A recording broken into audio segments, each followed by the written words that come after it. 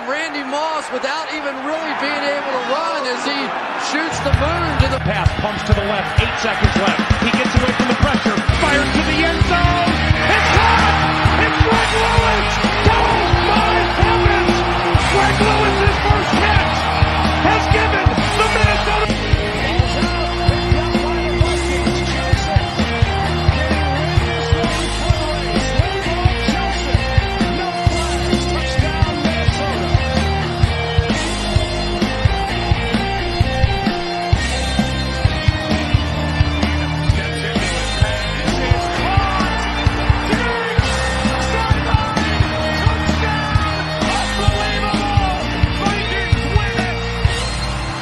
Four, 3, 2, 1, 0. Hey, welcome in, ladies and gentlemen. You got the Skull Doc here. This is House Calls with Skull Doc, presented by Minnesota Sports Talk. We got my man Dave here, and we are ready to talk some Vikings and recap this week of training camp. Dave, how you doing? I'm doing awesome. Let's go. Let's go. I got you doing the intro. It's awesome. You hit it right on the nail. Let's go. Let's go. Yeah, man. We're going to start doing this on the weekly, and I'm excited for you to provide me with this platform to just talk some Vikings. And I'm a foot and ankle doctor by trade, but I bleed purple by night. So here we are talking some Vikings. And let's start out with early in the week, the camp reports is that the defense was ahead of the offense, which we expect early in training camp. That seems to be a theme every single year, especially when you have a new starting quarterback and a rookie that you're trying to get up to speed. But B-Flow has been pulling some major strings. That defense is flying around. I think Brian Flores is a mastermind. He is the ultimate role player. He's going to find something that his players do well, and he's going to put them in positions to do that. Speaking of which, we'll talk about it later, but Levi Rodriguez getting for some first team reps, may have a pass specialist there. So just Dave, talk to me a little bit about your excitement for this defense and how good do you think they can be this year?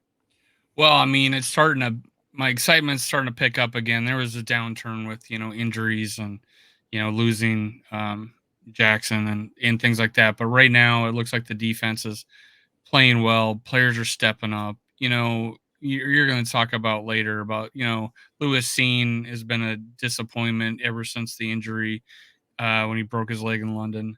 But it's, the good part of it is that there's been players that stepped up.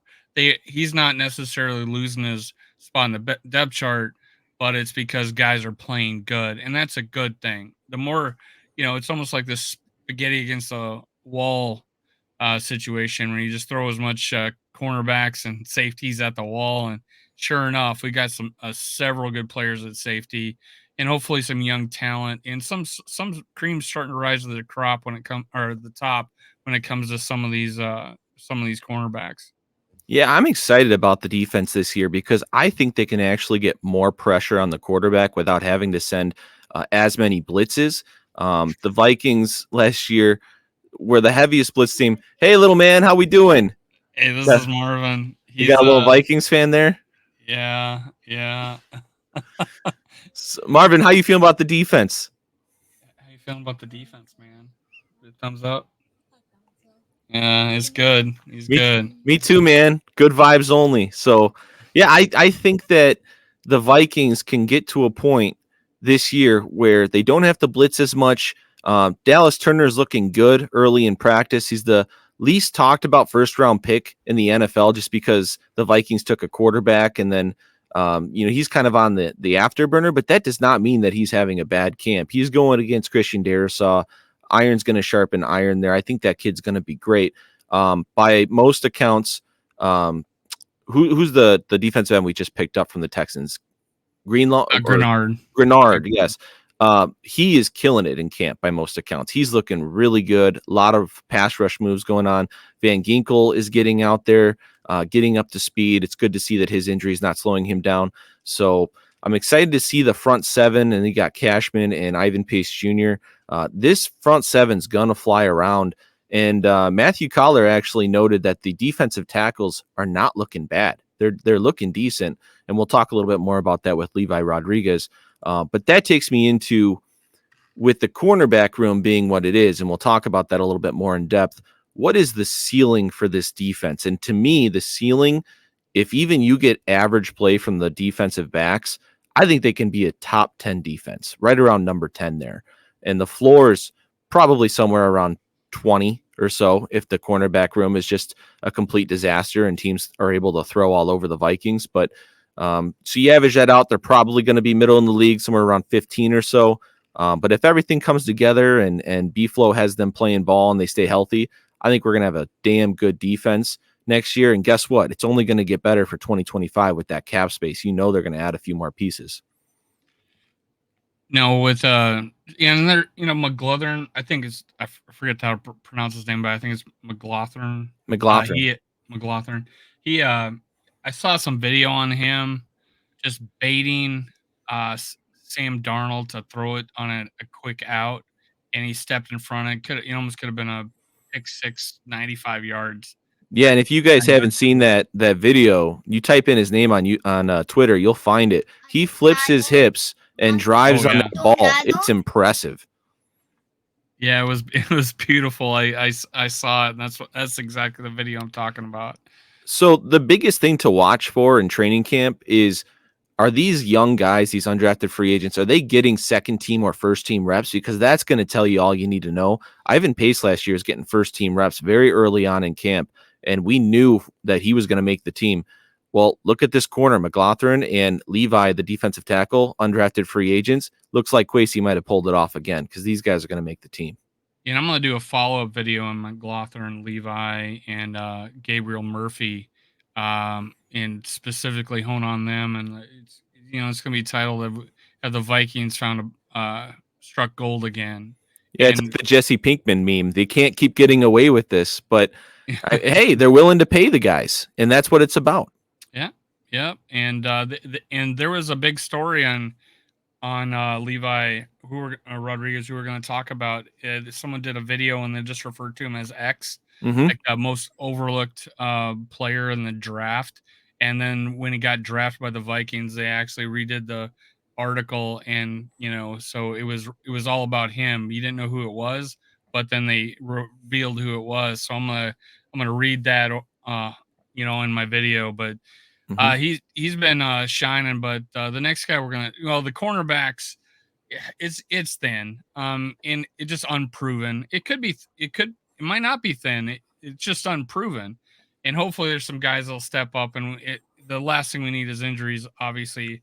Knock on fake particle wood here, but that's my biggest concern. Now you brought up the good point. If we get to the quarterback, it's going to help out these cornerbacks so much. Or get to the quarterback, it's going to help all these cornerbacks so much. And I think with the news of camp coming out with the tackles and mixing in the edge rushers, he's going to be pulling strings, like you said, Brian Flores, and he'll get this defense going, and they won't have to cover for 7-10 seconds like they had to in previous. Yeah, this corner room, it's not sexy. It's not sexy, and it's not full of young talent, which is what you realistically want going into a year like next year, where you can really load up and see how far you can take this thing. But we got some average guys who can cover and get the job done, in my opinion. Shaquille Griffin was having a good camp until he hurt his hamstring. He should be back soon. Caleb Evans was having a good year last year until he just fell off the face of the earth. I don't know what happened there, but he just was terrible for the last several games, particularly against the Lions. He gave up a blown coverage, and I think he was pulled later that game. So he's just got to become more consistent. Byron Murphy's always Mr. Average. I don't think he's going to kill you, but also he's not a game changer in my opinion, but that's fine. If you have three average guys who go out there and get the job done, you can win with that, and you can be pretty good with that. You don't need a Sauce Gardner, although it definitely helps. But you don't need that as long as you have a pass rush like you were talking about. So, and the way we mixed it up last year, we led the league in blitzing, and we led the league in dropping 8. So it's crazy the tale of two defenses just with the Vikings there is. And I think he did that maybe out of necessity, but hopefully we won't have to do it as much. But we probably had big nickel with safety, 3 safeties on the field, probably more than any team. So And part of that is because if you look at the safety room, they have the best safety room in the NFL. And you got to get the talent on the field. And where is their talent right now? It's in the safety room. So I think we're going to see a lot more 3 safety looks going into this year too. Yeah, might as well. All right, so let's move on to quarterbacks. So in the early part of the week, the defense was winning against the offense in training camp, but that took a turn at the end of the week. And both of these guys, so JJ McCarthy was coming off a poor practice by most accounts, and he responded the next day with his best practice to date. And Sam Darnold had a great practice himself. And it's been noted by multiple beat writers that Sam Darnold and JJ Jets are developing that chemistry. They're starting to hit these in-breaking routes in the middle of the field, and that JJ Jets is just doing his thing. He cannot be stopped out there, which is great to hear. So finally, the offense won the day against the defense. That's great to see. I want to see more of that going forward. But moving and looking more so into JJ McCarthy, I couldn't be more pleased with what we're seeing out of this kid as a 21-year-old man. He is incredibly mature from day one. He's been completely mature about coming in here, doing it the right way. He did not go on vacation. He stayed, he studied. He had his fiance help him study. He is able to get out there from day one in training camp, regurgitate the play calls. He's getting people lined up. He is ready for this opportunity to actually compete in training camp and give it a shot to start week 1. And right now, that's all we can ask for the kid. So we don't know how it's going to turn out, but what I can say is it's incredibly important at this stage in his career, just early training camp, season 1, that you show signs that you can go in there and get the job done and look competent and not look like Jaron Hall or Kellen Mond. There's a standard there. And, Matthew Collar said on his podcast that if you went out there and you didn't know who these players were and you just watched them play football, you would see number 9 and you'd say, that's a first round pick. And that's a great sign. That's all we can ask for. I love where he's at right now. It seems like he's getting better every practice. And to me, at least, the Vikings fans were always a little bit, woe is us. It feels weird just because you almost expected the worst. You expected to see more growing pains. And I think he's coming along fantastic. What do you think, Dave? Well, I'll answer it and I'll put it back to you too. As I was gonna, ask you if is he ahead of schedule or is he about what you expected, and he's definitely not behind schedule. But for me, he is ahead of where I expected him to be. He is the way he's performing in practice, his maturity level, everything. I expected him to be okay, but he's impressed me. In fact, people are talking about him having the best camp out of all the rookies um, from this year's draft. So, what do you think? Has he been performing ahead or about what you expected? He's better than what I expected, to be honest with you. And that's great to see, even without Hawkinson there. With him taking most of his reps with the 2s against the first team defense, which is something that Kevin O'Connell likes to do. The 1s will typically go against the 2s. The 2s will go against the 1s.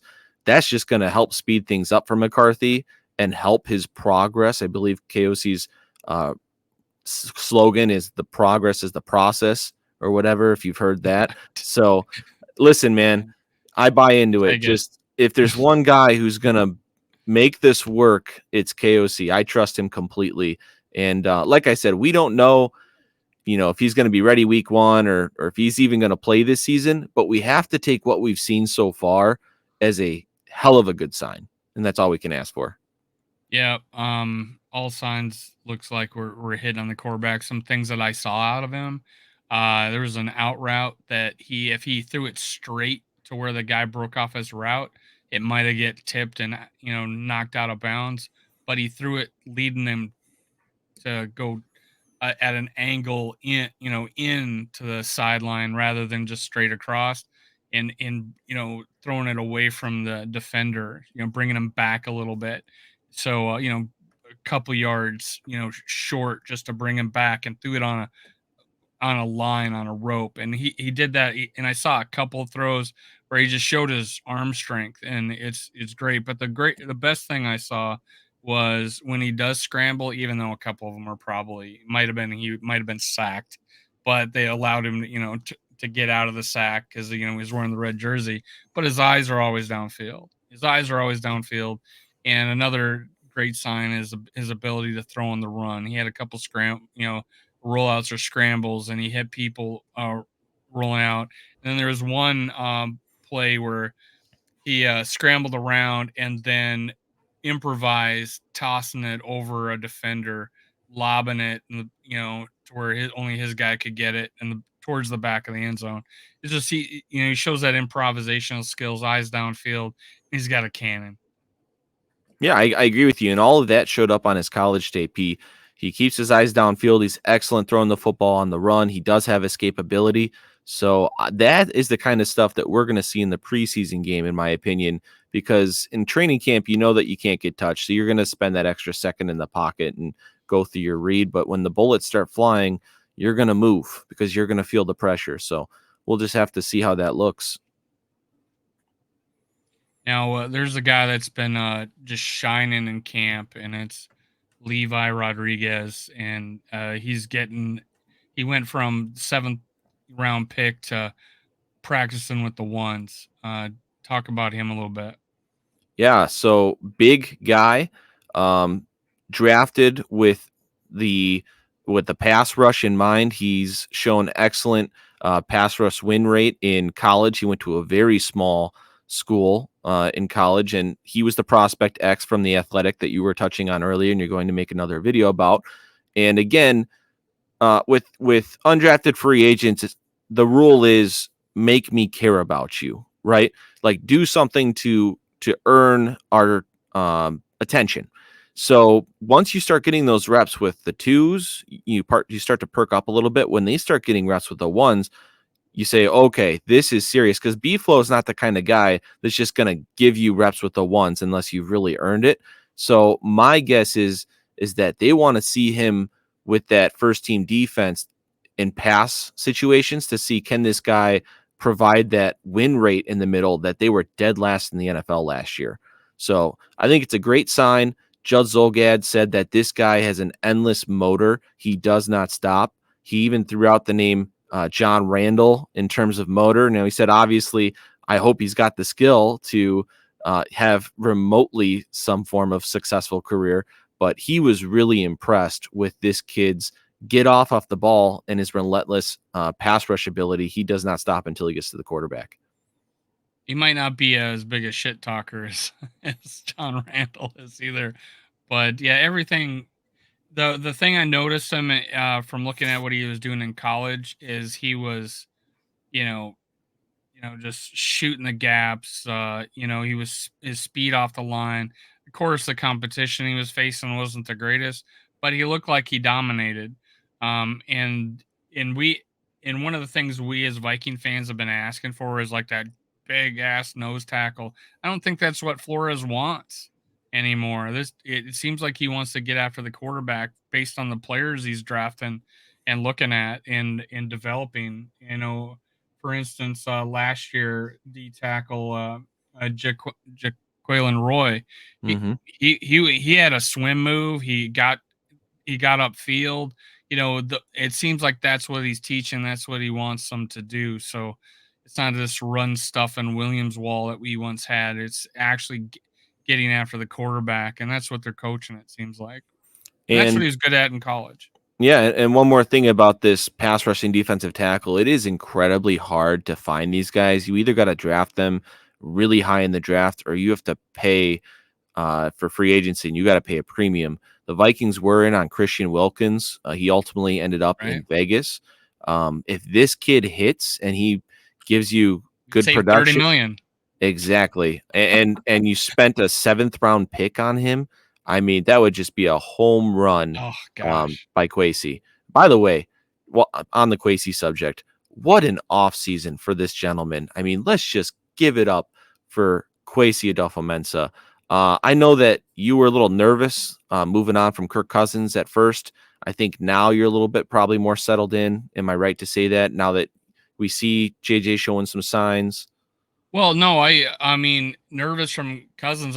My second choice was to let him go and draft a quarterback high.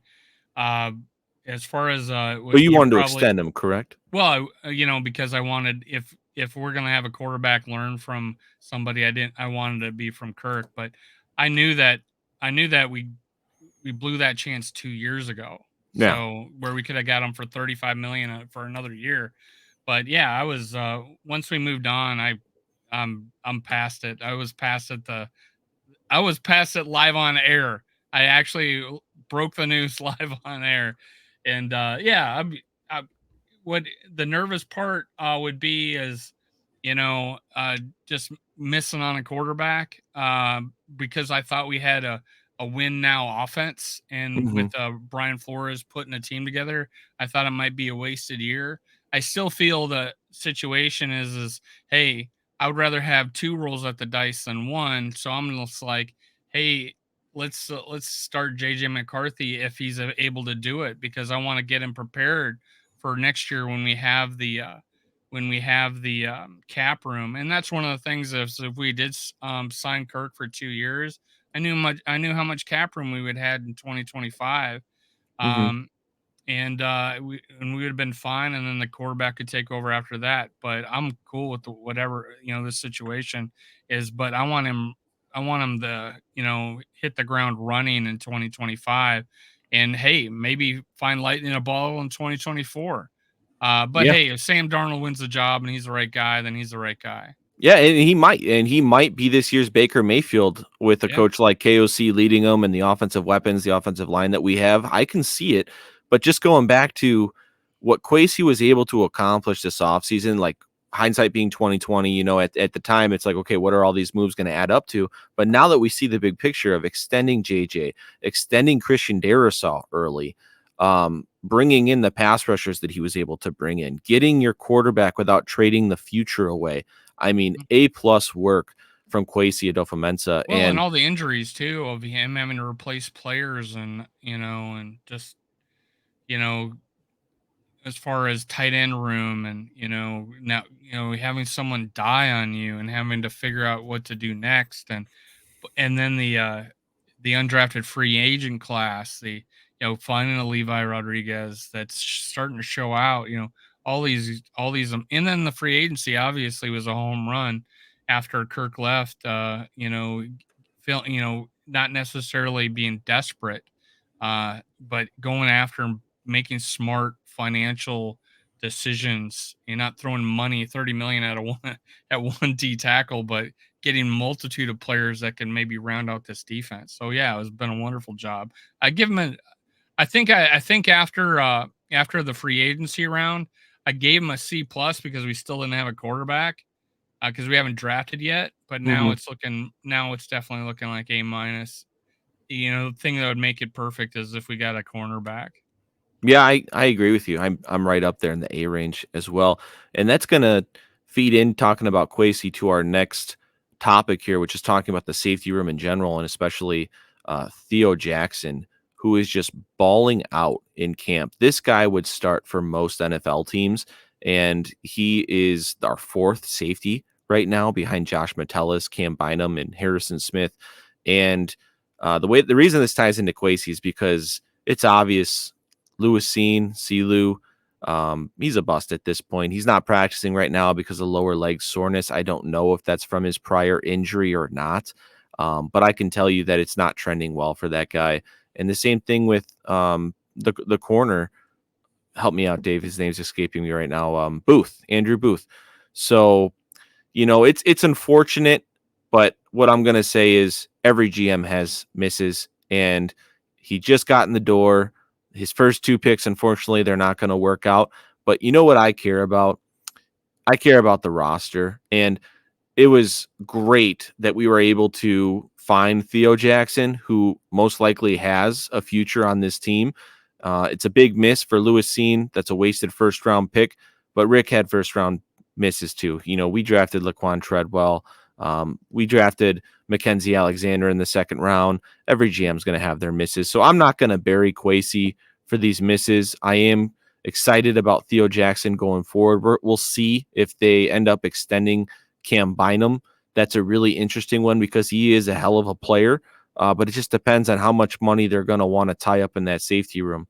Now, you do have Harrison Smith likely retiring after this year, which is going to open up some money that you may be able to put towards Bynum.